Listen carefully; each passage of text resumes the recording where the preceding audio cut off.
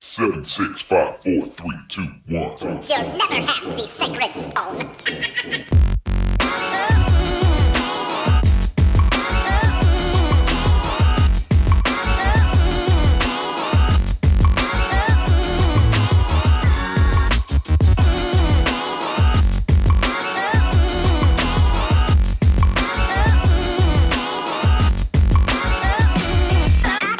Welcome to another edition of the Vegas Squares podcast. We are sitting here in a full studio watching our hockey bets get torn to shreds. Anyways, well, we appreciate you listening in, and that's it. We're gone. Goodbye. We don't know what Spike has. Spike, what do you have going on tonight for bets? He's probably got something on the Oscars. Did you have any Oscar bets? It was Oscar night. I didn't even realize it was Oscar night. No, I had a hockey parlay. I had a hockey parlay going that died when the Blues decided to lose to the Wild there. I was on the other side of that one. Yeah. I had the Blues. Or the Wild. Yeah, I don't know how, because the Blues have looked unbelievable and the Wild have won one game since the All-Star break. I feel like if you just bet everything on every category that Black Panther's nominated, you'd probably come out plus money. Yeah, it depends how big of a heavy favorite that they are and all that, too. I mean... Actually, you know, it was a good. I was watching a little bit of the Oscars, and I don't know half the shit that's out there. But a couple good movies were Black Klansman and The Green Book. Two good movies. If you haven't seen them, you should really watch them. Never seen or heard of them. So. Okay, cool, good talk. I live under That's a why rock. I just said if you haven't seen them or heard of them, you should watch them. I live under a rock. That's why I bet in-game tennis.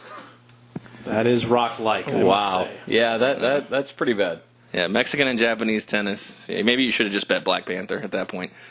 Nevertheless, we want to thank our sponsors, 12 Ounce Sports Radio, VGK Pop Sockets, ChaiPoker.com. We don't have VGK Pop Sockets anymore. Fuck those guys. Vegas Puckline Apparel, and Eric on the Web Productions. So, anyways, what's going on in your all's world? I haven't seen two of you since last week. Actually, it's been about 2 weeks since both of you have been on the podcast. Well, he was on the Wednesday podcast. You've been AWOL a little bit. I wasn't really AWOL. We were supposed to record last Sunday night, and then it got pushed back to Monday. And I said, what time on Monday? And then nobody answered. And I said 11. I You slept did all say day. 11, yeah. I said 11. Well, I missed that. But no one showed up anyway, so. And I slept all day anyway, so it didn't matter. Mm-hmm. Do you work anymore? Yeah, Monday was a holiday. Yeah, it was President's Day. Oh. We celebrate those guys? Somewhat. Cool. But anyways, so what else has been going on since you got to have Monday off? Yeah, so... So spiteful about it. I know. Well, no, I didn't want spiteful. I'm just saying you got to have it off. I had Monday off technically. I didn't go to work until 12:01 Tuesday morning, so I celebrated President's Day too. In your own weird little way, yes. No, I had a pretty quiet weekend. The wife was actually in San Francisco at a knitting convention. Again? Or a crafting Surprised convention. you didn't join her or for something. that. Yeah, didn't you go to something weird with her one time? Last year we went to a quilting convention. That's what it was. Quilting? Last year was a quilting convention in Pasadena. He's practicing on his other trade. This year was knitting and other crafting in San Francisco, but she went with a couple of the broads that she knows that does that same sort of thing. The Red Hat ladies. Basically, yeah. So, you know, she and one of the broads' moms lives in San Francisco, so they all crash there and all that. So, I mean, considering you're a knit on the felt, I figured this convention would be right up your aisle. so they did that, and then I mean, this guy didn't he just say he was like, I'm thinking about running the Sam's Town tournament? I am. 10:30. Yeah. Yeah. Which means we got to get this shit moving so I can get there on time. You got a 40-minute drive ahead of you. That's true. You got to drive to the other side of town. Yeah. I think I'm hitting Dave & Buster's on the way out here. Oh my God! Wow, so much action really? from this group I know. tonight. So much strange degenning. But nevertheless, you said that your wife's in the knitting convention. Yeah, well, she was. She got back tonight, but I spent all weekend running poker tournaments and losing poker tournaments. So that was a pretty standard weekend. Yeah, that was a good time. So I'm going to try to attempt a segue here. At some point in your blabbering, you said Kraft. So Bob Kraft's in the news this week for some reason. In case, like he said, if you've been living under a rock, it has been reported that he has been arrested for solicitation of a prostitute. This is kind of a weird subject. It's not one. I mean, you take the sports angle and you say, look, an owner got into some hot water, doing some stuff that's not so kosher. A la Jim Irsay a few years back. But then you look at the other side of it, the humane side of it, and now there's links that human trafficking could be involved in here. I just want to go around the room and just initial thoughts upon hearing this story come out. Because I'll start with myself. The initial thoughts coming out was kind of, you make the joke about the happy endings, and, we live in Vegas. There's many parlors for that. But, the initial thoughts were to make jokes and make light of this, but then it got a little dark. Yeah, I mean, the trafficking part, I was, unfortunately, when I was living in Virginia, the couple of towns over, they had a large human trafficking ring, which was actually a lot of underage children, for the most part, that was broken up.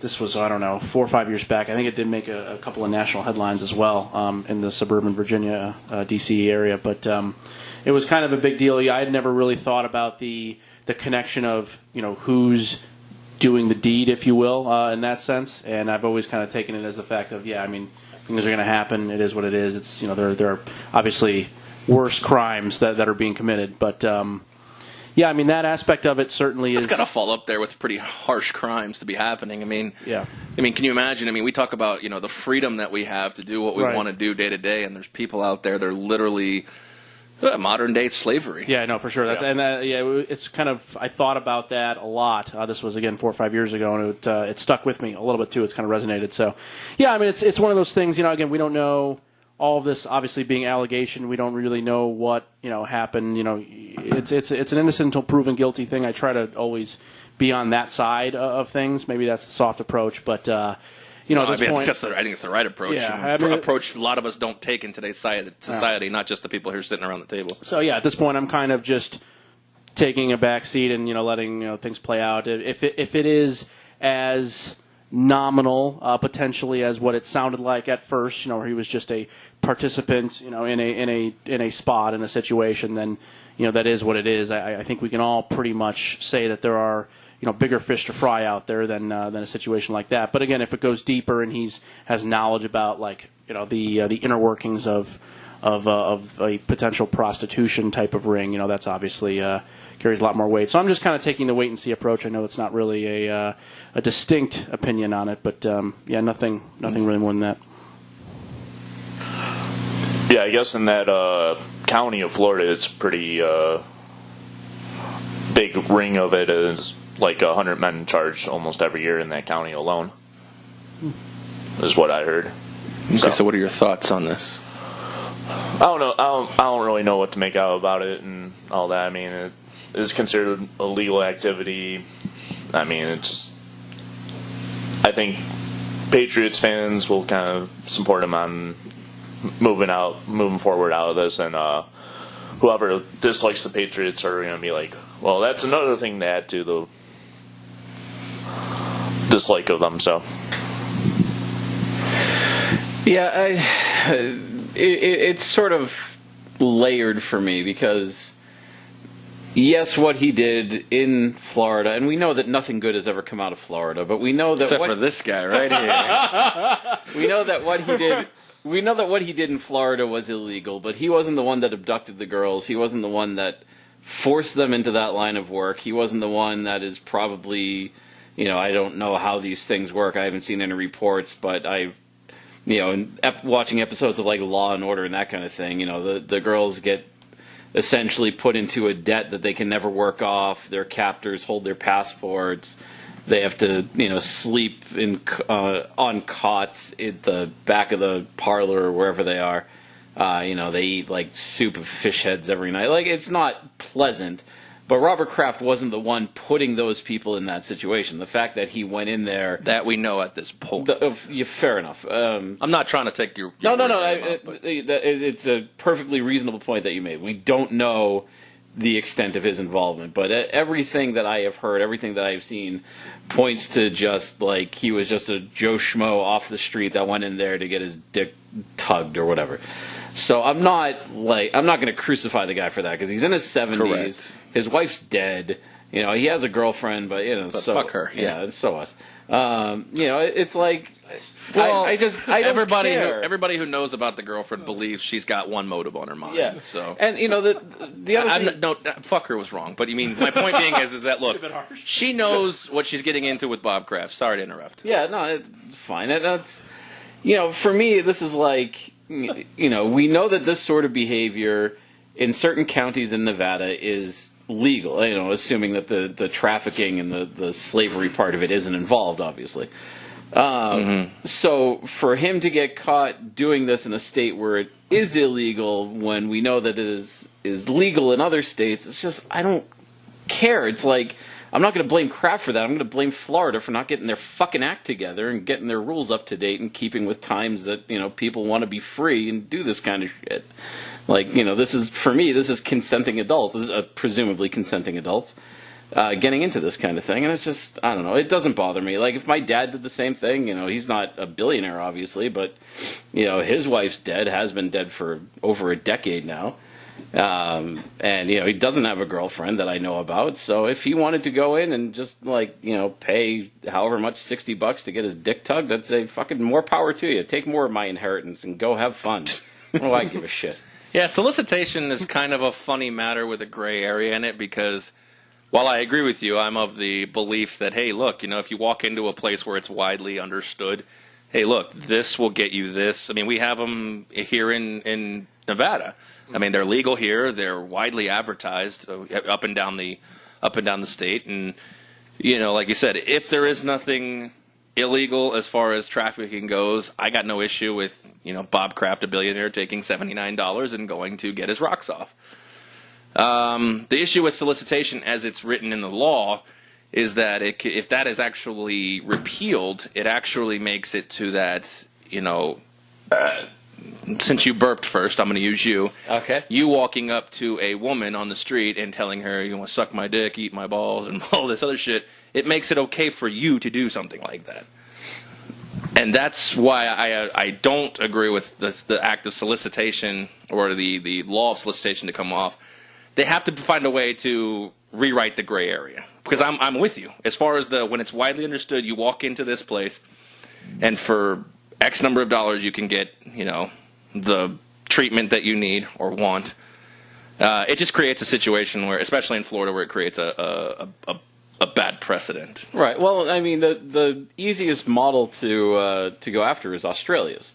Okay, I don't know Australia. It's completely banned on the streets, but you can have brothel houses, like essentially what they have in different counties here in Nevada.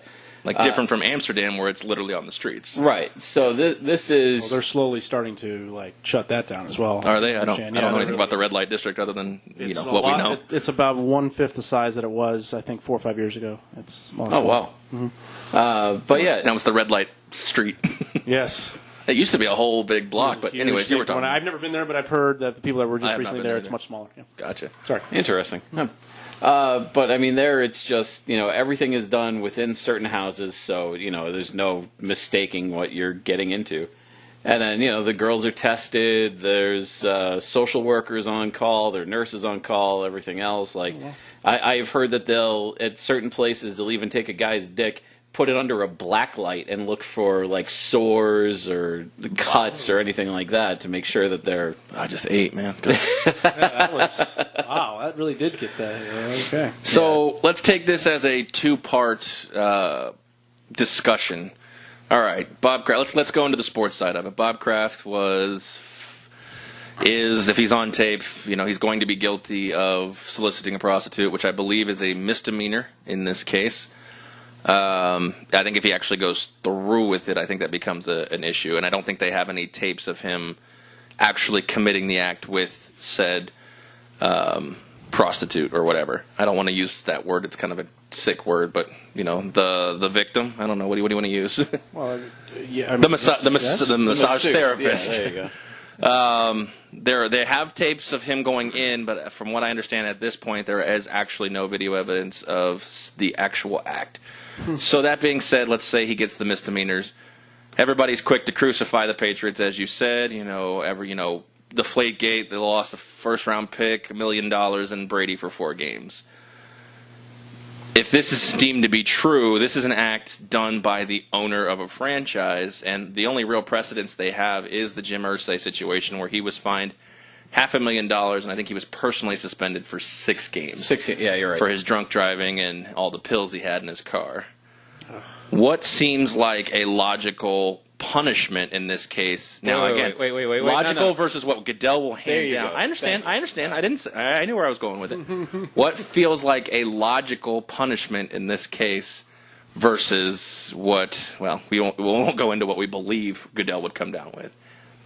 Because we all know everybody's like, he should sell the team, but that's just not going to happen. No. Yeah, well, and if he sells it, he's selling it to his kid anyway, who's just going to be Robert Kraft II. Like, it's not going to do anything to the team. Yeah, It's changing. Jonathan Kraft now. Yeah. So, I mean, anyways, just kind of put your executioner hat on in a situation like this. I mean, every person who commits, infractions, all infractions are different.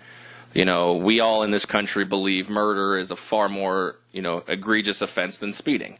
So when you look and you have one piece of precedent, you have drunk driving and pills versus prostitution, I guess, or soliciting a prostitute. So how do you put an objective punishment on this if he is actually found to be guilty? I don't think there's much objective. It's all relatively arbitrary since this is ground we haven't seen before. Punishing owners for doing things. I hadn't heard of this happening, in decades previous, whether it had or not. It wasn't at least Right, but made, I don't think it is arbitrary, though, at this point. I mean, the only precedent you have is drug and drunk driving. Sure. And while you could use that as a means of comparison, we haven't had anything. Like, to me, drunk driving is terrible because of the effects it could have on somebody else's life, but this one's pretty bad, too. Yeah, I mean, in a way, I just don't know how punishing an owner for something that isn't related to football, to me, is just sort of a strange concept. I don't really know how to wrap my head around this. I mean, there's no right... There's nothing that makes any sense. There would be no punishment that would be like, oh, okay, that seems to make a lot of sense, and that one doesn't make a lot of sense to me. I don't know where you would even start. Well, obviously, again, with the situation with Irsay, nobody on the field was punished. He was fined $500,000. Sure. He was suspended from personally attending 6 Yeah, games. so that should continue to happen. You shouldn't punish players and or the team I don't think anybody on the team would. But what like they shouldn't take draft Spike's picks saying here is that anything with the Patriots is all bets are off.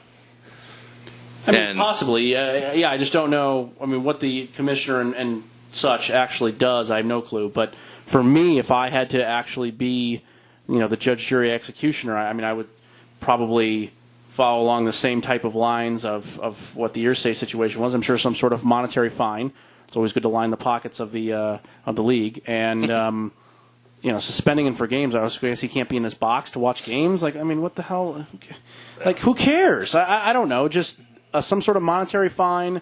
Maybe. Well, the players are going to be watching this because they get fined and suspended for everything. Mm-hmm. So, I mean, I think that especially with the Patriots, I think Goodell is really under a microscope here, and because the thing is even if he's not convicted of these crimes, which it looks like he's going to be, just based on they have evidence of him going in there, and again, there may be a shadow of a doubt that he didn't do what they're accusing him of doing.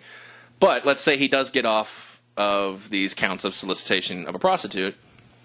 There's a lot of players in the NFL who have been suspended when nothing was actually found that they had done wrong. Sure. That's what I'm saying, I guess. I mean, Zeke Elliott, eventually it turned out that there was actually no evidence of domestic violence, got 6 games. Pac-Man Jones was in the wrong place at the wrong time a lot of times, but it was found that he really never actually was the person who committed the crime. And he was suspended for an entire year. Yeah. So I have a feeling the players are going to have a watchful eye on this. It matters more to the sense of the players' distrust of the league, which is already a problem. Mm-hmm. As they should. They should definitely distrust the league. Oh yeah. Yeah, I mean that's correct. Okay, well, I mean that's a whole separate issue, but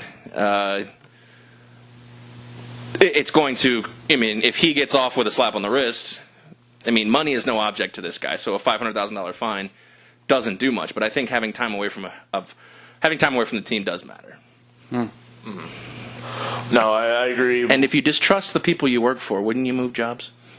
Not if you don't have any other quality option that can pay anything 1/20th of what you'd be paid there. So. Yeah, what are you going to do? Leave the NFL to go to the AAF voluntarily? Well, if you have a problem with your employer, you would change jobs.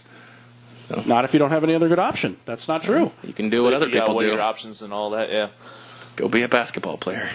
Work at McDonald's. That would be kind of nice. Just jump from one league to the next. Yeah, that would work. I get what you mean. You have distrust, voice to distrust with, your employer. But anyways, that's like I said, a whole other topic and object. But if I had nothing better to do, I'd probably just chill. But that's just me. I don't get paid that kind of money. But anyways, so punishment levied down, I guess, was a bad question because you're right. It doesn't really affect the team. But I was just thinking with Goodell here in a situation, he has made boneheaded move after boneheaded move when it comes to levying punishments, especially for off-field incidents. I just think like this does carry a situation where I think the league is all going to be on notice. And so my question is in that spot, I guess, Spike, logical punishment may not be what happens. So what is your expectation for Goodell to do in this spot? My expectation is a big fine. So we saw with Jim Irsay, it was $500,000 in 6 games. I was thinking $2 million. I was thinking somewhere between $2 and $5 million and suspended for the year. Dude, you nailed it right on the head. That's exactly what I was thinking. But the problem is that I don't know about $5 million, but I was thinking $2 million fine. Yeah. A lot of people are thinking that the Patriots could lose draft picks out of this. Well, do you remember Bart Scott? Did you see what he said? He said they should lose all of their draft picks. Oh, gee. And they have like 12 of them this year, too, which is ridiculous. Because he's ridiculous. He's an anti-Patriot guy. He's a Jets guy. And that might be the worst take I've ever heard in my life. But the problem with this is the draft is coming up in like a month and a half. I don't know that this case will be resolved in time for that, which means that they're going to lose draft picks. It could be in the following 2020, year. When Zion Williamson will be available for the NFL. Be the wide receiver. It's one of those things where does punishing the team that much later on for the action of the owner makes sense? And that's what I don't know, because I don't think that, obviously Goodell's insane, so, possible that he would do this kind of thing. And that's the crazy thing, like you said, to punish a team for the owner's actions makes no sense. But we've had situations where we've punished an owner and the rest of the players on the team for a player's actions. Yeah. On the field is a different story. Off the field, I guess you have to do something, though. I mean, it is his team. He is a part of this team. I don't agree with the situation where you punish the team, but he is just as much a member of the team as the 53rd guy on the roster. Right, and that's why I think the suspension for the year makes sense. I don't know that... I don't agree with the severity of it, but I think in this situation, because we haven't seen it and because the NFL has said that owners have to be held to a higher standard than players, and they want to protect the reputation of the Shield. And I agree with that. That to me is where I can see this going for sure. Another thing I could see happening, again, I don't agree with, but it's been talked about, is salary cap ramifications as well. And actually it's been talked about a loss of a portion of your salary cap, which is the inability to sign more players on your team, obviously. Right. And that's another one that's been talked about. The only time I've ever seen that happen is when the Washington Redskins actually made contracts to avoid salary caps. I don't know the exact, without having all the information in front of me, the Redskins basically wrote up contracts that, in 1 year they'd pay the guy when they had the money, and then the next year they'd give him a substantial pay cut when they didn't have the money, and then instead of the average annual value being across the board, they basically did the Ilya Kovalchuk deal. Ooh. Or the Bobby Bonilla deal. Okay. And the Redskins got popped for that one. So again, that's something that happened.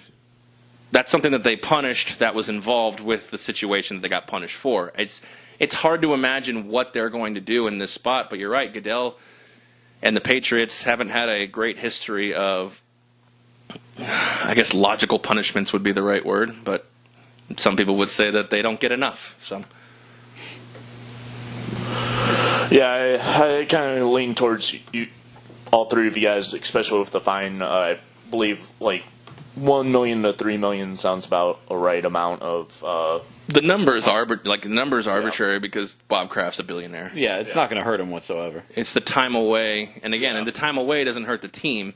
And I think what everybody who is not a Patriots fan wants is the team to be hurt by this, whether it be draft picks, salary cap ramifications, someone on the team getting suspended, which would be ridiculously disastrous for the league. But a lot of people are calling for Kraft to sell the team.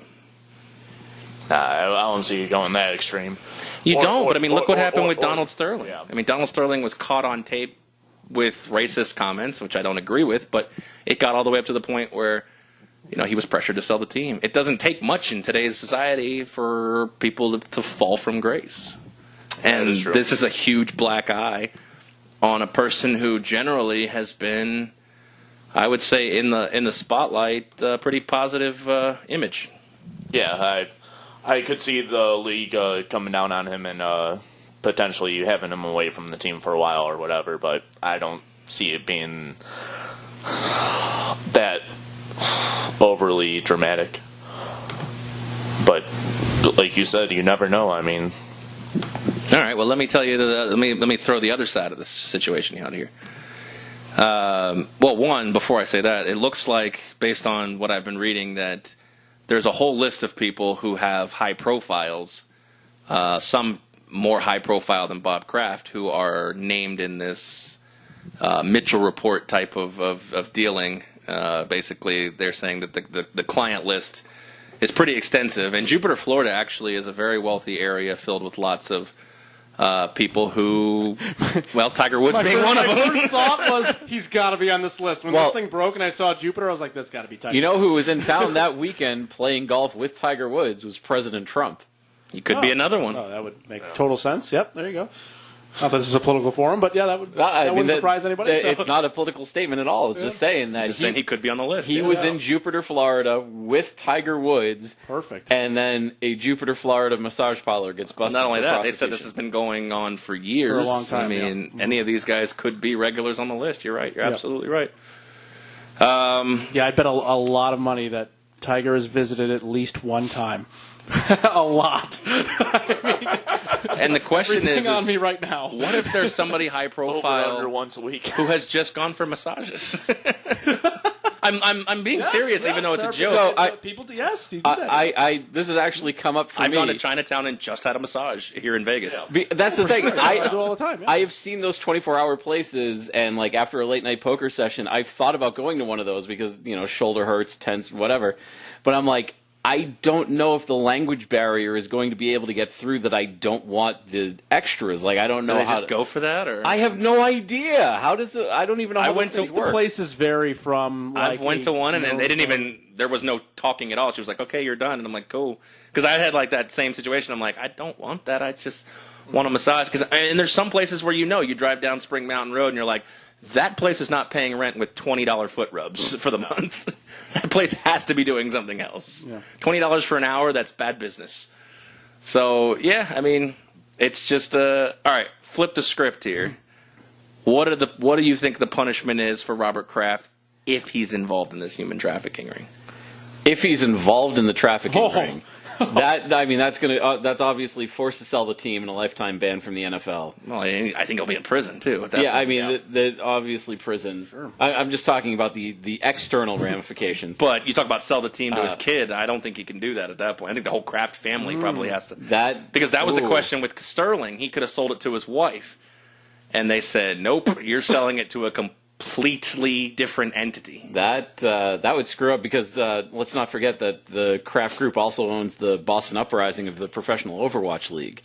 So we're talking about yet another. You got it in there. Yes, I did. He got it in there. He got it in. Yes, that was well played. All right, found it. You had your 5 seconds. All right.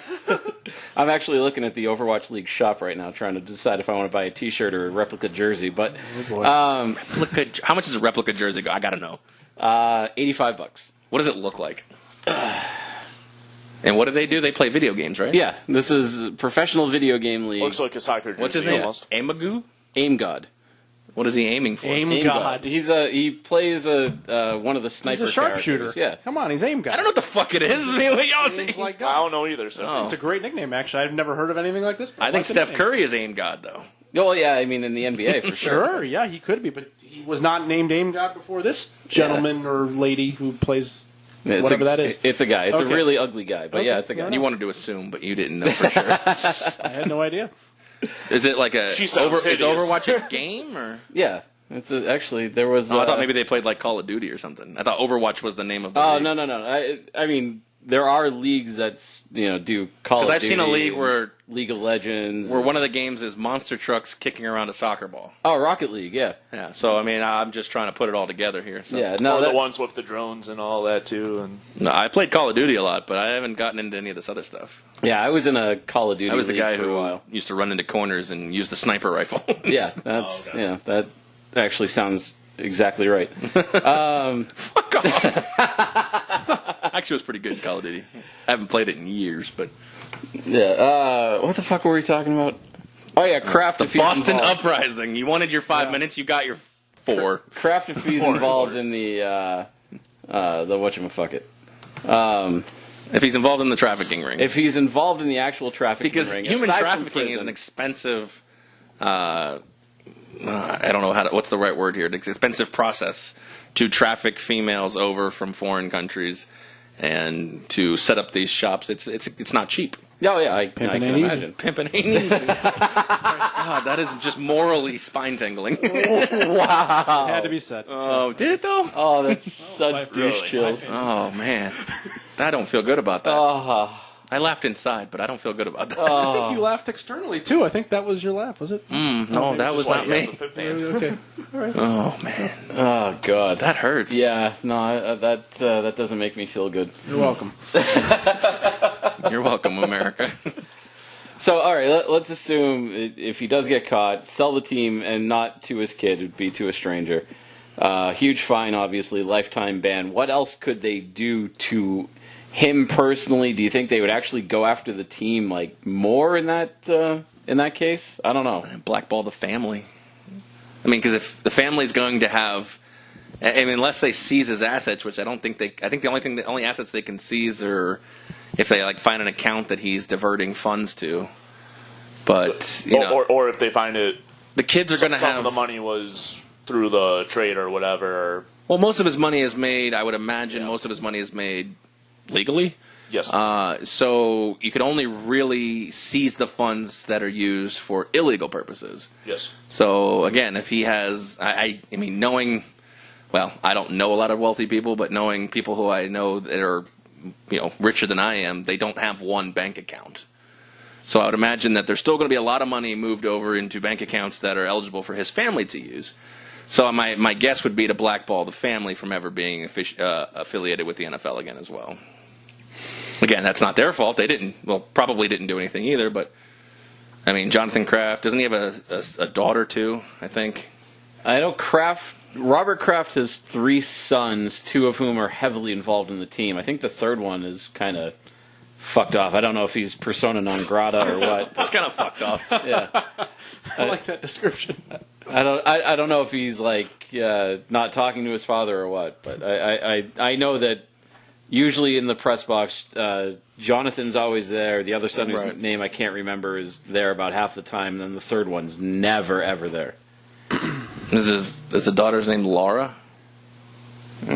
It's a bad Tomb Raider joke. Yeah, I got that. Yeah.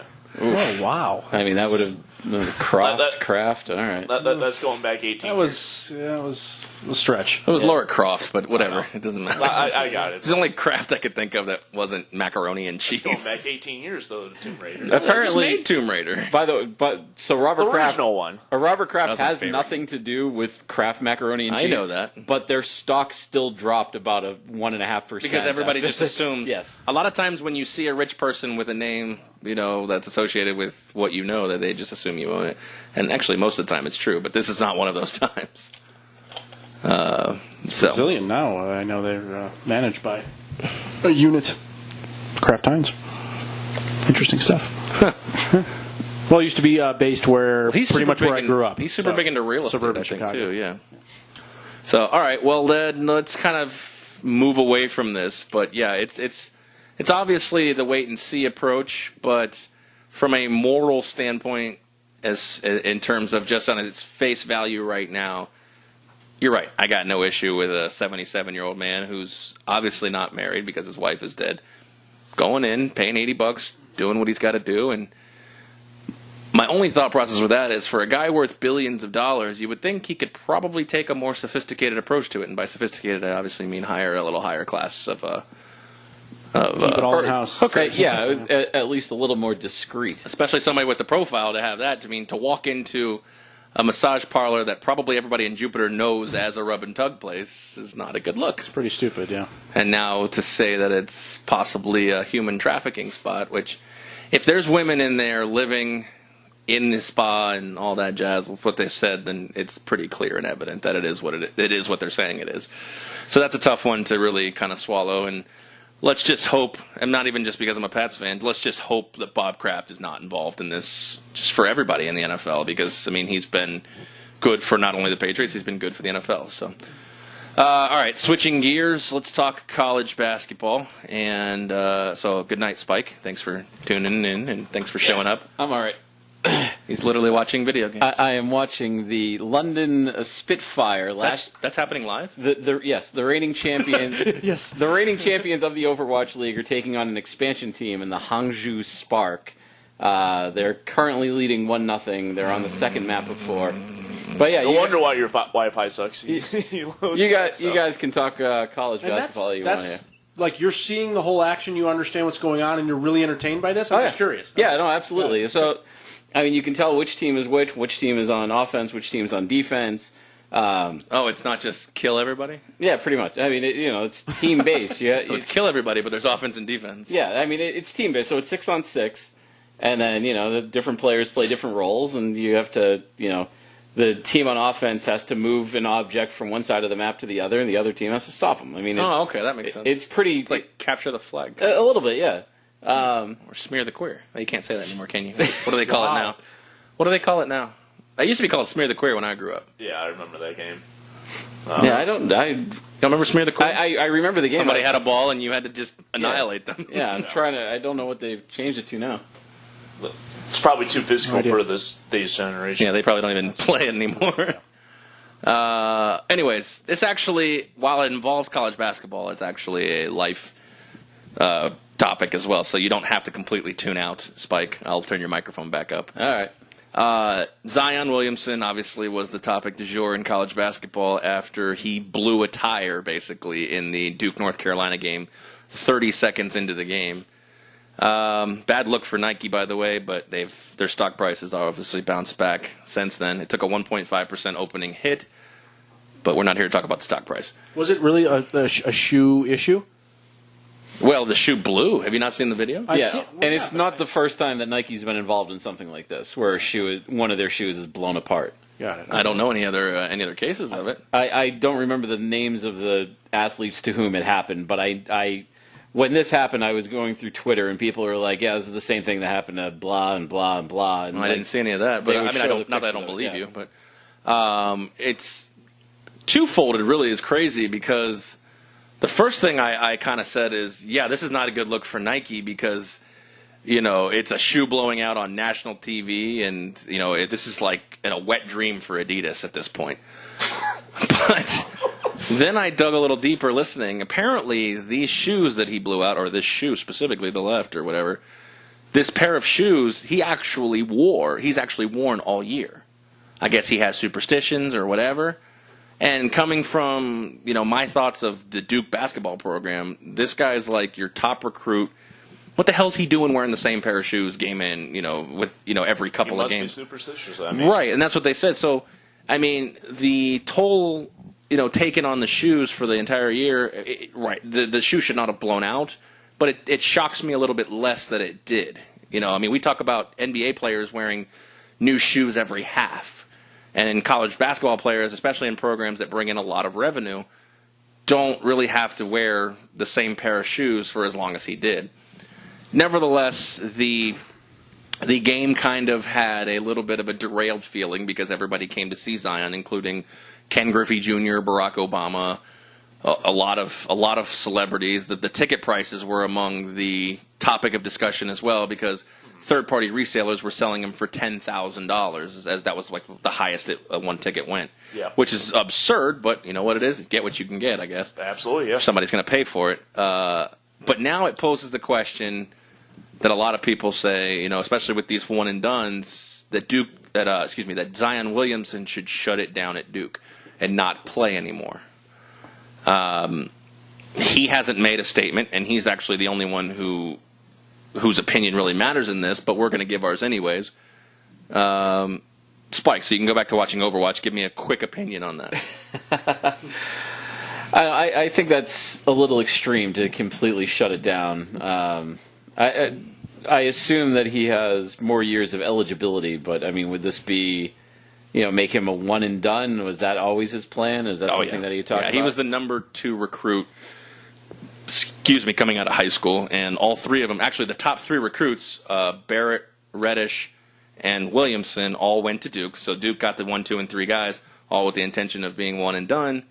The other 2 guys are obviously not shutting it down, but the knee injury that happened because of this shoe has caused a lot of people in the media to say, you've done everything you can. You were probably the number 1 pick in the NBA draft before this happened, so you really have, other than a national title, you really have nothing left to prove at Duke. Interesting. Yeah, I mean, I guess it's going to depend on, A, if he can get healthy enough in time for the tournament. He's day-to-day. Which, yeah, but I mean, you know, if he's at 80% and the tournament starts, is he willing to risk it? And I guess that's what we're going to have to find out, is if he is, you know, at Duke to win a national title or at Duke to improve the stock of Zion Williamson. Correct. So, he had to be. Yeah. Well, he was forced to be by an NBA rule, which I will say this: the NCAA is getting a lot of shit for something the NBA did, and that's not fair. Oh yeah, no, I get that, and it's always. We can talk about this another time, but it's always confused me how the NHL has figured out how to have draft picks continue on at college, but no other fucking league has yet. And that I still don't get how hockey's the only one that's gotten that right yet. But anyway. Well, baseball does it. No, if you're drafted, you have to leave college, don't you? I mean, I think you have an option. I think you have the option. You have the option to leave. Then you go back in the draft? Well, you go back in the draft. Go back in the draft. For the NHL, you can get drafted, and they say, all right, you're our property, or you're our prospect now, but you're, you know, go play at BC, or go play, you know. But I think with the amount of money that's in the NBA, and they do have a minor league, they have the G League, what would be the point of going to college if you were drafted at that point? It would depend on the player. It would depend on the team. And they say, we think you're going to match up better against the competition in the G League or against the other college players or against the pros, but it should be up to the team that drafts this player, that takes the chance on this player, to decide where that player should spend the next year, the next 2 years, et cetera, and so on. Do they do that in hockey? I mean, I know they draft college guys, and I know they have the rights for 3 years, but those college guys, I think, make the decision to go into other leagues. I don't think the team tells you to go to college. The team will basically say, if you're not going to make the pros, the team is basically going to say, stick it out at whatever college you're at. And then for the Canadian players, they say, stick it out in the CHL, or, you know, if they're overseas. And can't those college players go to the CHL or the OHL or all the East, you know, all the shit they have? Yeah, but I mean, you play in the CHL so that you can get scholarship money to go to college afterwards. If you're already playing in the NCAA, you don't need to go to the CHL. Right, okay. Well, I'm just saying you can make money in the CHL, but yeah, or you have an entry-level country. So my point being is, you're saying that out of high school they should be able to be drafted. Yeah, but if they're not good enough to play in the NBA, to go to college or go to the G League, but I think the difference is that the NHL has a 7-round draft. Baseball has a fucking, I don't even know how many rounds. Too many. NFL doesn't have a minor league system. And the NBA, I mean, the NBA has a 2-round draft. If you're not good enough to be in a 2-round draft, I mean, the people who are drafted in those 2 rounds are NBA prospects. They're not college prospects, I guess is what I'm saying. Right. So I guess what I'm saying is in that spot, I don't know how the NBA is really doing it wrong by saying, well, we'll draft you out of high school, but you're not good enough to play in the pros when it's really only a 2-round draft. You could add rounds and then say, look, these 5th-round guys should go to college or the G League. But it's if a team like with Zion Williamson, we'll use him as the specific example. Okay. If he's coming out of high school and a team says, we think after 2 years of playing in college, you are going to be good enough in the pros, but we are worried that by the time that happens, we're not going to be in a position to draft you. If they, because I have no idea what team had the number 1 overall pick. I get what you're saying. Yeah. So they could use their number 1 pick, take him now, so that they have the rights to him for 3 years, and then say, go play at Duke for 2 years.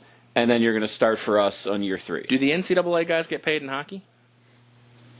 No, because the NCAA would never allow that. What? So why would that happen? So why would why would the NBA do something like that? Force a kid to go to college when his main objective would be to go pro to make money. If his main objective is to go pro and make money, he'd go to the pros and get drafted. If he's wanted to go to college, he wouldn't declare for the draft. Right, but I'm saying that if he was... Like I say, I'm going to the G League on a contract, like the minor leagues, like baseball does. Like Kyler Murray, to use an example that's recent, had a $5 million signing bonus. If he would have gone to play baseball, he would be in the minors for that $5 million. Whereas you can't draft Zion Williamson number 1 if you're Cleveland, let's just say, and then send him to the NCAA, because if that's the case, he would have said, fuck you, I'm just going to the NCAA to begin with. Many stars are going to go, well, if you're just going to send me to college, I'm going to withdraw from the draft and just go to college. Right, which they could do, but the team could say, by the time you make the NBA, we'll have compensated you, and the NBA can figure out other ways. Or they can say, we'll give you the choice. You can go to Duke and get an education, or you can go to our G League affiliate and then get paid to play there, and then come up and that makes more sense in that spot. But now we have players who are going to college who have already been drafted by the pros. The professional teams, obviously, objective is for them to develop, but the player himself says, well, I'm good enough to be drafted in the NBA. I'm going to go there and sit. I don't know. That creates a kind of a bag of worms to me. Yeah, that's the only thing I have that I have an issue with in this conversation is I don't see why an NBA team would want their player that they draft to go to college. I just wouldn't. Right. It makes a lot of sense in hockey. It makes a lot of sense in baseball because they have affiliates for their teams on many different levels. Basketball is only a 2-round draft. If you're good enough to make the 2 rounds, draft a player, you want them to play and pretty quickly. That doesn't especially mean that since the team. That's what I'm saying. The 6-man. I can see the G League situation. If you believe Zion needs a year in G League, fine. It's fine. Yeah. But that's why I'm saying it happens with a lot of second rounders. They start a lot of second rounders start in the G League. Yeah. Allow the teams. That's why I'm saying if a team last year was saying this high schooler is going to be good enough to play for us in 2 years. Let them draft them and keep him under their contract, under their rules for however long. But you said contract. That eliminates college basketball. G League, yes. G League or college. I mean, putting them under that team's control, whatever you want to call it. If they're not getting, they don't have to get paid. That's what I'm saying. Right, but then the opinion of the player is now I got to play this for 2 years, getting nothing. I'm going to sit. Because I'm not getting paid. If I hurt myself, like Zion may have done. If Zion tore an ACL and could never play basketball again. It could be career-ending, yeah. It would be career-ending. But if he was under contract with the Cavaliers, they would never have had to pay him. So that's almost like an interest-free draft pick. Right. Keeping him in the G League, if he gets hurt, then that's just, bad luck. But that would actually increase the NBA's stranglehold on athletes, especially not having to pay them. I mean, I don't know what the contract situation would be. You'd then have to negotiate a deal with a guy who just played 2 years at Duke and said, well, look what I did at Duke. Look what I can do.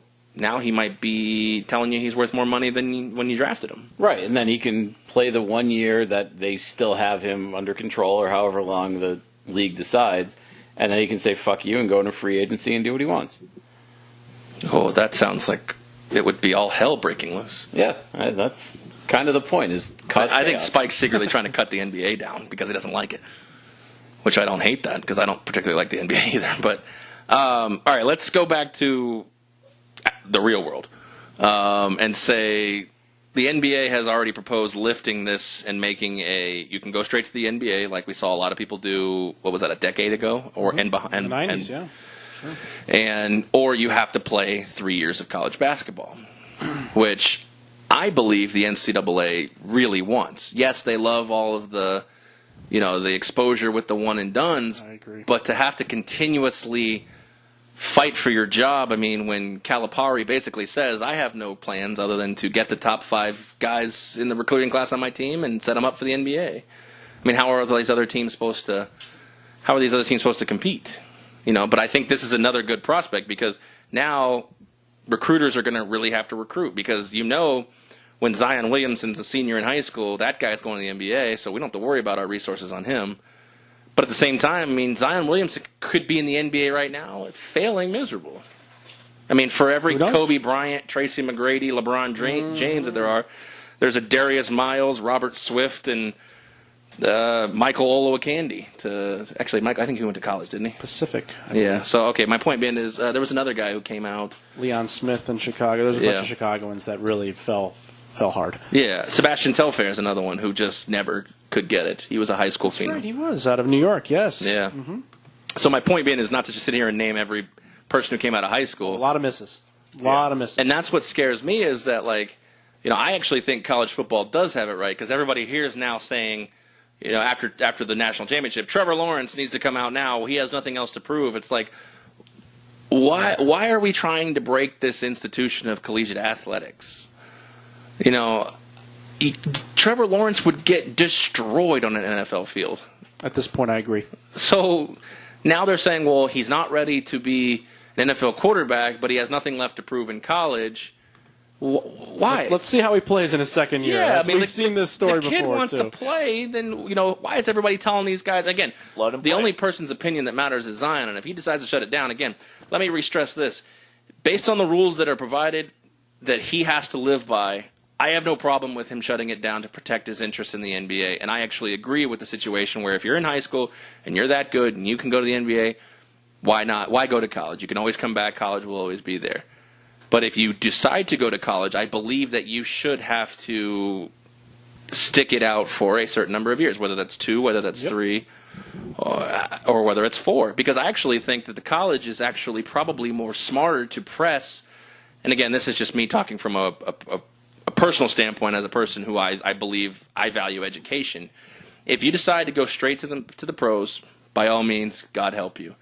But if you decide to go to college, I think you need to stay and get a degree. And the experience. I think it's not just the education, but the experience of being in college and what all of that entails. I think is really that comes important with to the development. I mean, a regular student, that comes with it too. Obviously, the regular student's not playing athletics, but the college experience, whether you're an athlete or whether you're a student, generally seems to be the same. Obviously, there's there's more perks as an athlete. My point being is that you're right. I think that everybody says, this guy Zion's not going to class, R.J. Barrett, they're not going to class, and I agree with that. There's no reason for them to, especially if after a year they're going to go to the NBA. So if you institute this straight to the NBA rule, I think if you decide to go to college, you should have to get an education. Because the majority of the people in these who decide to go to college aren't going to be playing professional sports. And some of the ones who do aren't going to be playing professional sports for very long. So I think if we're trying not to make collegiate athletes or collegiate athletics such a joke, I think the main thing is everybody says, well, they don't get an education anyways. They make the school millions of dollars and they get nothing out of it. Well, fine. At least at this point, the people who decide to go to college, they'll make the school millions of dollars and they'll get something out of it. Again, you can't. I've been against the paying for players strictly because of a situation where you'd have to pay every sport at every school, and not everybody has the funds to do that. And effectively, you'll shut down many public institutions, which I don't agree with.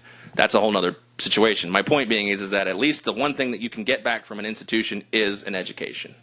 Now, if you want to go get it in engineering or law, fine. If you want to go get it in underwater basket weaving, that's okay too. Go do something. Get in knitting.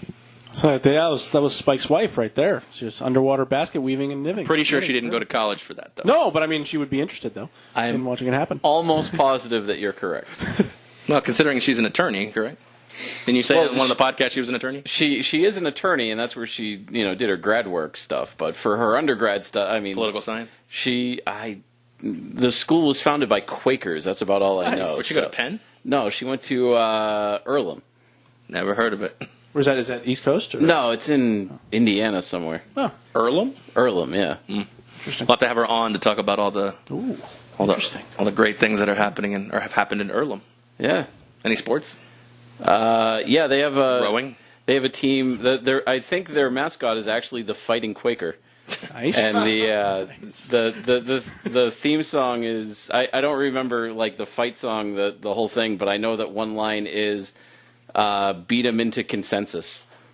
Have you been on campus before? Yeah, we during our road trip over the summer, we actually stopped by. I got to walk around a little bit. It's a beautiful campus. Like it's actually gorgeous up there, but it's I'm assuming that they're Division III for basically everything, or lower. Yeah. Oh, yeah.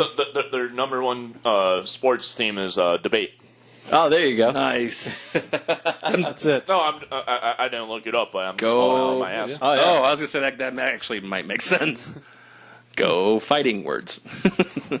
All right, so put yourself in Zion Williamson's, no pun intended, shoes. With your thought process, not what everybody else is telling you to do. Your specific individual traits. What would you do if you're Zion Williamson? Ow!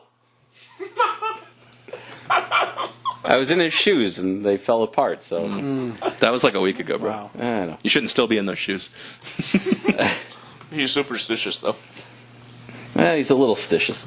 Saw that one coming. Yep. All right. So now that you've healed, douche, what would you do? You're Zion, but you have the mind of Spike McAwesome. As soon as I'm ready to come back, I go on the court and I play for Duke in the tournament and try to win a national title. Me personally, I sit out for the whole tournament. I go and see a doctor, and then I see a second doctor, and then I see a third one, and I get all the information that I can gather on whatever this injury is, whatever the recovery process will be. That is my number one goal in what I have to do as Zion. And then if it is clearly a situation where I can be healthy and play to the best and 100% of my ability, I will come back and play 100%. But until that point comes, and if you're not ever entirely sure, you don't play. It's interesting. It's long-winded, but it was interesting because I don't know. I mean, you got to think about. You're right. I did. I said put your thought process and. That's it. I think I go with Token. I just sit. No, I don't agree with that. And again, like I said, there's a lot of change that needs to happen between the NBA and NCAA. But as the rules stand right now, and as the stipulations and ramifications stand right now, I don't play another minute of basketball at Duke, no matter what, whether I'm healthy or not, because I've got so much more riding on June versus March. And again, when I'm 60, looking back, I may be upset that we didn't go for a title, but I'll be sitting there upset in my rocking chair in my mansion in Aruba because I've made Probably be in a hammock, not a rocking chair. Because I've had the minute I got out, I got a $40 million contract for Or being the first round. somewhere in a massage parlor. I don't think Zion Williamson's probably getting a lot of rub and tugs at this point in his life. But he will when he's 60. That's the whole point. Maybe, or maybe he's married to some Hot Brazilian chick or something. Yeah, Giselle's granddaughter. Anyways, this got off the rails. My point being is that the rule. Again, I'm always the person who speaks for the preservation of collegiate athletics and why players should stick it out and blah blah blah. But the rules, the way they're made now, I don't play. I don't play anymore. And again, that's not Zion's fault that he can't go straight to the NBA. And I think he has too much at risk, especially within endorsements. If he does, the minute he gets out, some shoe company signing him to a $100 million deal. Yeah, I mean, But if he plays again and gets hurt again, I mean, that might hurt his endorsements. What if he hurts his knee again? Now he's got a lingering knee issue in the NBA, and especially the guys that are this tall, knees are already a starting point of problems. So I believe that the rule should be changed, but as the stipulations are written now, there's no point in playing. I've moved on to shopping for jeans since now I'm 50 pounds down from my surgery. So, well, riddle me this, though. How is there a market for people watching people playing video games? I don't know, but I was actually just watching or I was looking at some of the statistics for last year, which was the first year of the Professional Overwatch League. Now, this is just one game out of all of the games that they have professional leagues for. And for that year, they had 10 million individual users around the world tune in at some point during the season to watch a game. So it's just, knowing that you can go home and play, or you can watch people who do this essentially 24/7 and see how good they are and try to apply some of that to your own playing is... Is there a subscription service? Because obviously you just logged right in. For that, no, I mean, it's on Twitch, twitch.com, so that's, okay. All the streaming stuff, and that's in the U.S. and Canada and all that. But there are other, like the Germans had their own streaming, the Chinese had their own streaming, the Koreans had their own streaming because it's huge in Korea. Is it purely ad-based revenue? A lot of it, yeah. But I mean, these are, these aren't small does companies. Kim Jong-un like it? That I don't know. He does like basketball, though, so we could transition back to the NBA if we wanted to from that. But this isn't like, I bring up the fact that Robert Kraft put a bunch of money into this league, and I do it semi-facetiously, but like the Cox Cable Group is in.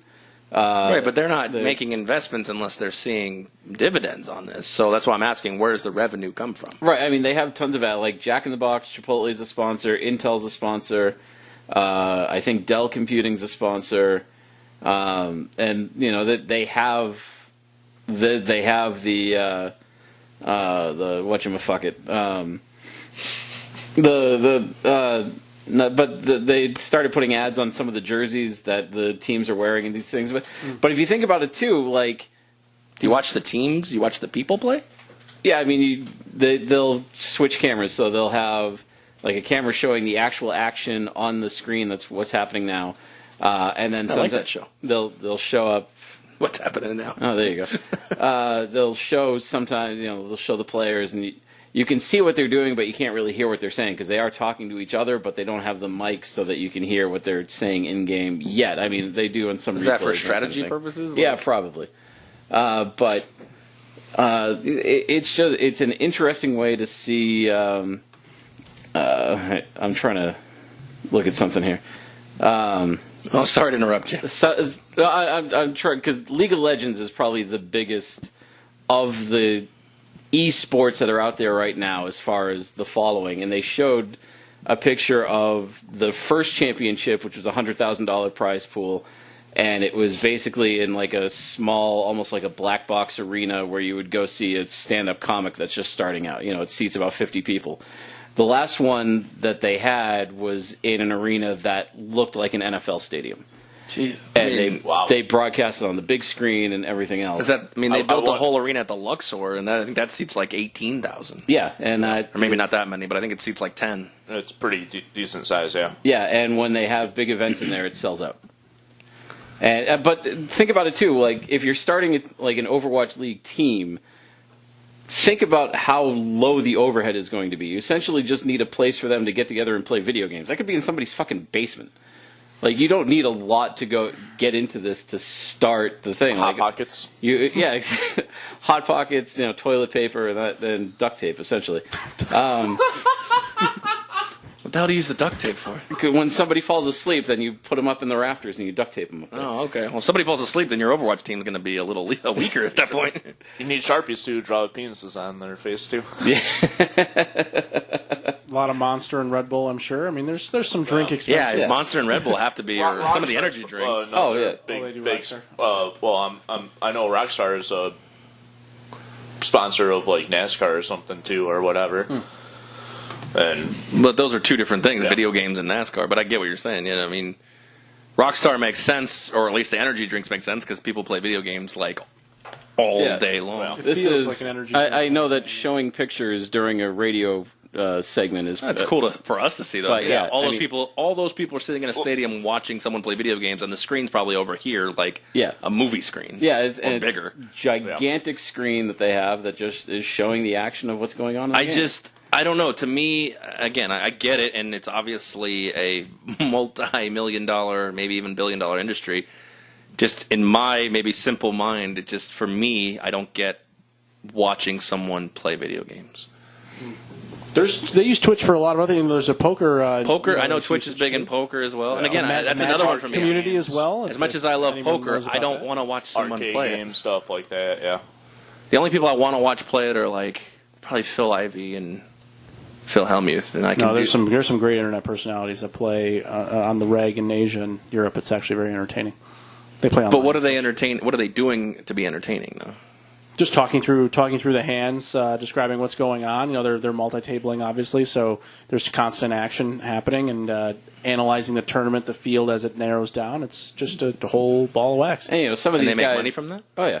Yes, And some of these guys have their own catchphrases, and then they have Ooh, Rivered. in these. no, they sell merch and stuff like that. of Yeah, course. in the chats, Squirrel. they have like their own icons and their own like shit. Like what's his name? Kevin Martin, Canadian poker player. His big thing is the Church of Ace King. So he sells merch that says the Church of Ace King, and they're praying. And whenever he has Ace King, everybody puts their prayer hands in the chat. So Jesus. Lex Valdez said he had 50,000 people watching a live stream like 3 days ago when he final tabled like a $50 tournament. Like he's that popular. Well, I know who Lex Valdez is. So 50,000 on a live stream is quite a bit. Oh, I'm not knocking him. I mean, I was Pretty one of the impressive, yeah. I was I'm one of the knocking you. 50 while playing. I was watching him while playing in a game myself. It was kind of fun. I was that guy. there you go. Yes. So yeah, that's about all I know about the gaming and streaming and such. Because I'm not in the video game realm at all, but I do know I have some other but the friends poker as and the well that play. magic and all that stuff, it's Yeah, the Magic thing is really starting God. to gather some steam as well. So Yeah. That was big back like in the mid 2000s, and then kind of lowered a little, and then got very big I again. I was a kid. Magic was a huge. non-binary individual just won a large event, just culminated today. It's kind of a big deal in the Really? community. Yep. Huh. A what? Person Boy. who's not. No, don't. Should we not do don't- this? No, Okay. don't explain it to him. He's never going to get it. No, I get it. I'm just All right. a what? We're just yeah. Yeah, a witch doctor. There you go. Whatever. All right, cool. Whatever floats your boat. There it is. Yeah. It seems like non-binary and Magic the Gathering would make sense together. So 100% skill game. It's a Sure. fun game. I mean, I don't play it, but I mean, I know of the game, and I've. that was like Watch. Pokemon. I tried to play it and didn't get it either. I put a card down. Oh no, I'm dead. You gotta catch them all. Yeah. I played the game on Game Boy, which was pretty cool, and then the card game made very little sense You to gotta me. catch them all. If you want to buy any of my old Magic cards, I've still got a couple of thousand. in I've my never place. seen a Magic. Well, I've seen them, but I've never seen a played few, Magic. I've never played Magic. I'm not but trying I to know what disrespect it people is. who do. It doesn't interest me. Oh no, the people that play it are the worst fucking human beings on the planet. But the Not all of them, but some. Some, yes. Guy I work with's a big Magic. He goes to the tournaments, especially a lot of them when they come here too. There's a lot of professional poker players that have come from the Magic community. It's a pretty common. Yeah, what's his theme. face was one of them. David Williams Yeah, was David one, yeah. Williams. Yeah.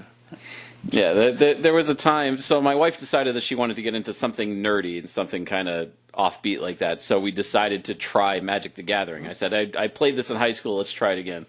So we did. We bought some cards. We built some decks. Played back and forth a little bit. She actually seemed to enjoy it. So we went and we played. Like some comic shop in town was having like a $5 tournament, and it was basically winner gets the cash plus a couple of packs of cards or something. Like nothing too big or whatever else.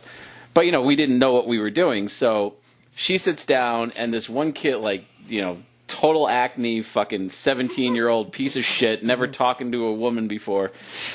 He plays a card. My wife goes, "Oh, what does that do?" And she tries to look at it, and he fucking snaps. He's like, "How do you not know this?" And starts screaming at her to the point where she got up and left. And Wow. I was I just would have like, flipped the table. Jesus Christ. Wow. I'd be like, Now we'll never know. That's ridiculous. Yeah, so I was just, after that, we both kind of lost the taste for it. And Some of the walked big away. national tournaments, from what I understand, I have a couple close friends that play, that they're really like well run. It's become more of a large scale enterprise. It's much more corporate-esque now. But like, what? It's, I don't know. Like, is there strategy to it? Because like, I feel like if you just buy all the good cards, it's you can just win. It's a skill game. It's like poker. It is a pure. Does skill everybody game. start with the same cards? It depends on the format and the situation. Like what I'm saying, like if I buy all the good cards, I just beat everybody. Right, well, no, because But there's also like it's like a circle of cards that beat each other pretty much. Right? essentially, yeah, and plus, you're not the only one that's buying all the good cards, because everybody that's in the big tournaments is doing the same thing. Well, a lot of the tournaments are set up now where you open your packs right there on site and you build your deck there. See, that's there's- cool. Yeah, there's a lot of Luck in that, things like that. Luck to build your skill factor. Yeah, and to build the deck properly and understand where things should go and why, and then how you would play it, and how you might face somebody that could be against your deck, and why would you? I mean, there's a lot. The leveling is, again, very similar in the poker realm. Hence why many of the great Magic players have come into the poker world. Eric Froelich is another very, very well-known name who is a Magic player. Still is a Magic player as well. Here I am behind the 8 ball, still thinking I can get something from my baseball cards. You might be able to. I don't know. I've got That's a a separate Bo Jackson topic. for sale. I don't know. I'm just saying, I'm so far behind in cards, I'm still collecting like tops. I've got my Billy Ripken fuckface card. Oh, Still the best card of all time. I remember seeing that. Yeah. Fair enough. Good stuff. I got a nice crash course in education on shit I'm going to forget about here in about an hour.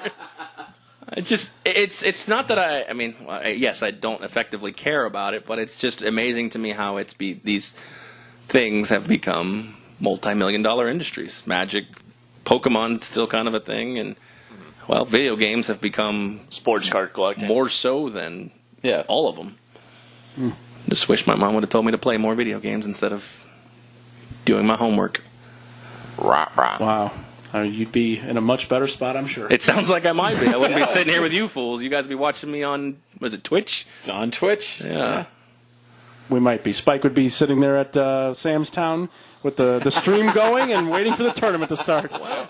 And in fairness, too, the sad situation was right about college, I actually lost interest in the game, but I played Madden a lot. Oh, yeah. And I was pretty good. And I entered a few tournaments. Never won one, but I was pretty close. I'd won some money off a few tournaments.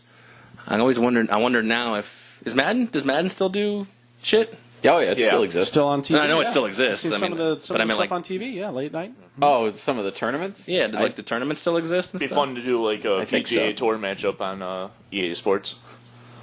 Ooh. What? Golf you're talking about? Yeah, between all of us. Oh, I played Tiger Woods back in the day, but I'm saying like I used to play Madden like religiously and enter in tournaments. I'm kind of make me wonder now if I would have just kept up with it, if it could have been a career. Wow. We'll never know. We'll never know. Yeah. Might have to get back build into the time machine and go back in time. And if you're going to it. You build, say things. if you're going to build a Well, time I'm machine machine, for it too. if you're going to build a time That's machine the to do future, anything, you buy Bitcoin in 2009. Yeah, I buy Like, there's a I lot buy of other Bitcoin things. and I buy Google at its IPO. Random fact for whoever gives a fuck. Today's the 30th anniversary of the starting production of Back to the Future Part 2. That is... Wow. 30th anniversary of starting production. Production of the second film in the Back to the Future series. Wow. Yes. Wow. Okay. That is as random as possible. Yeah, I wonder. Well, he needs to find us the day when they started production for Back to the Future 3. We need to go back to then and tell them not to do it. I actually like the third one. The Wild West one? That one Yeah. was terrible. I liked it. Okay, well, cool. Good for you. You're also the one finding fun facts about Back to the Future's I opening. enjoyed the whole series. I enjoyed the whole. I didn't like the series third of one. films. Yeah. The first two were them all. good. I like the first one the best, but I mean they were all. I enjoyed all of them. Oh, yeah. So yes. I don't know. And I saw them all. What do you call it when the kids they do it all at once? Trilogy? No, where you Binge watch? Yeah, I binged. I binged on all three. I'd never seen them. I was 26 or 27 at the time, or maybe even younger. And I just binged it all at once because I'd never seen any of them, and it was a fun night. That's for sure. Is it the longest you've ever binged something? It's about I think so. 7, 8 I think hours. so. Something I'm not around there. usually a binge type of watcher, so yeah, that was the longest. I've done 15 hours. We ended up not doing the 16. I did the first season and a half of House of Cards. or season of House of Cards. There was one point in my life where I wanted to binge watch the whole series of Lost. Oof. I don't think you can do that. How many seasons? I don't think somebody could. It's You would like have to have like a week 3 off. days or 4 days. No. Yeah. No, it's like 80 episodes, an hour each. Oh, like 44 minutes when you cut out commercials. Yeah. That's true. Fair enough. Minus all the commercials. Minus pissing, minus Oh, God. eating. Well, I guess you can eat while you do it, but Yeah. Hot Pockets. I guess you could do that. 45-minute episodes times 80 is 3,600 minutes. That's 60 hours. I guess you could do it. You have to sleep, though. You have to. You gotta sleep. There wasn't 80 episodes a season, though. There was No, but I think there were 80 episodes in the entire. more than that. All right, well then that just Yeah. strengthens my theory there. I don't think you can do 2.5 straight days, roughly, of watching. You would have to have at least one sleep. I need one duct tape decent for my eyelids. Yeah, that's where the duct tape would come in handy. Yeah, but I will say you will probably be on your snack game though, because you're usually on the snack game. So I could see you having some good, I've good been quality trying snacks. to eat a little healthier if it's late. So Okay, all yeah, right. Is that why the change it up. pecans made an appearance? I like Here? pecans, yeah. Me too. Oh. Okay, good. Probably my favorite nut. There was 121 episodes in 6 okay. years. All right, it's not happening then. Yeah. It's not happening in 3 days. I can tell you I that. thought about it for a while. That was a good ass show though, until it Yeah. became not a good show. Well, until the writer's strike and all that, but yeah, that's a The writer's strike, and then they realized, oh shit, we've written ourselves into a corner. Oh wait, they were dead the whole time. What a sad attempt to try to tie that all back together. Good show though. Good show for about 5.5 seasons.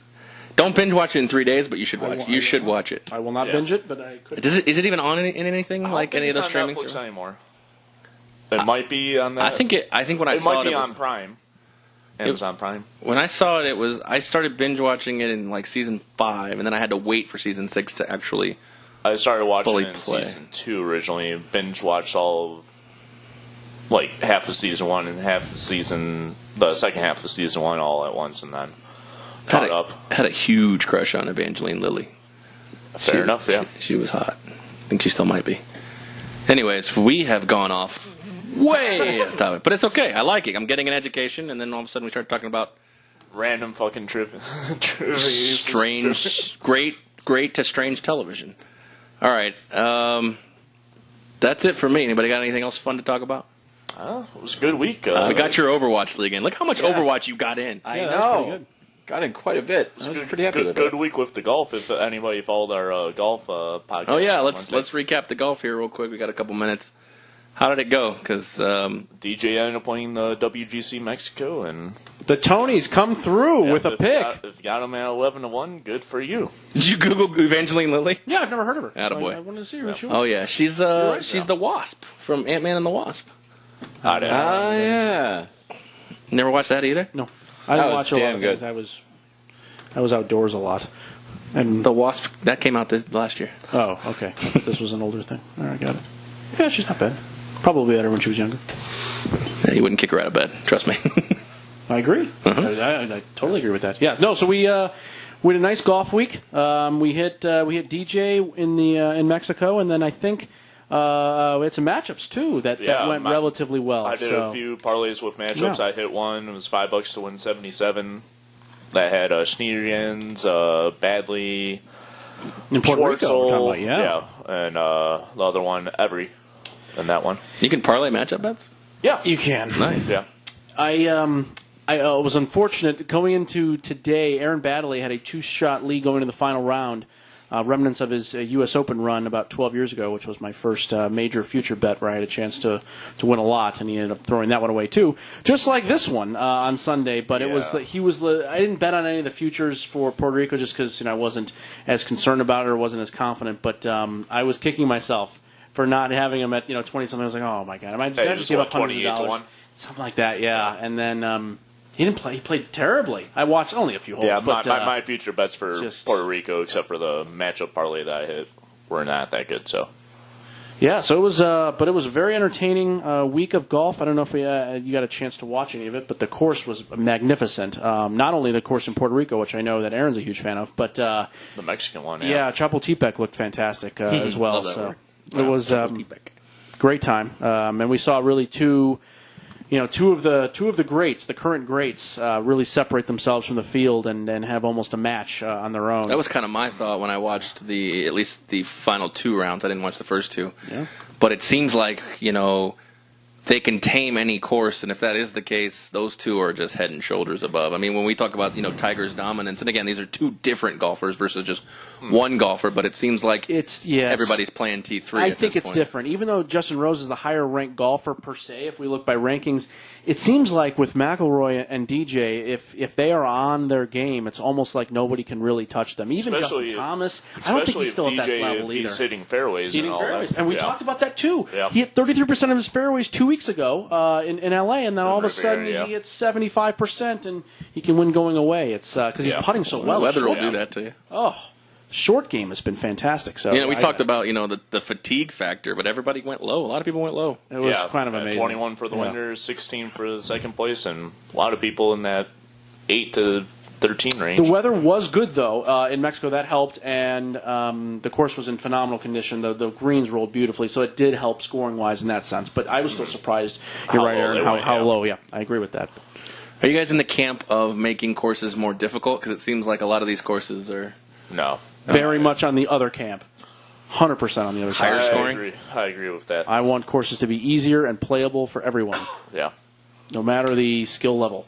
Because golf is really hard. I like when golfers use their imagination on trick shots and all that, or like recovery shots. Yeah, for the professionals, we're always going to see them, score so low because, on easier courses because they're just so much better than the average player. The average golfer is horrendous compared to the average PGA Tour professional. Well, I'm talking about PGA Tour. I'm not talking about the average guy. I mean, well, you can't make the course harder, or you mean like setting it up, the week make it longer or whatever. Yeah, sure. Whenever an actual PGA Tour event comes, or a WGC or whatever, when actually the pros come and play, like what was that one, Shinnecock Hills, where it was so difficult? That wasn't Shinnecock Hills. What was that one? It was in Washington. No. It was just last year that Kepka hit it. Kepka won. That was Shinnecock. That was Shinnecock. Oh, you were talking about where everybody, the US, I think it was US Open, where everybody was complaining that the course was so difficult. Disgusting, yeah. Yeah. Well, you can make a course difficult and hard without burning it out and browning it, too. So, I mean, the USGA has made a lot of grave mistakes over the years with setting up a course for their open events. Not only just the U.S. Open, but the U.S. Women's Open, the Mid-Am. They screwed up a course in Chicago, which I had played growing up, and it was disgusting even to look at on TV. It was unfortunate. Yeah, it's really, and it costs the course, thousands, hundreds of thousands of dollars to get this, the course back into playing shape. Yeah. Because they stopped watering for, days on end because they want it to be really fast and hard, and it's brutal. So, and that segues fast and hard back into Bob Kraft. And that's the end of our show. There it is. All right, that's it from us. We appreciate you listening. This is the Vegas Squares podcast. You can catch all our episodes on vegassquares.com and also on 12 Ounce Sports Radio. Now we're on Mondays and Wednesdays while the football season has ended. So, and that's it for us again. For Spike, for Token Tony, for Tony Johnson, we are out. We will catch you on the next one.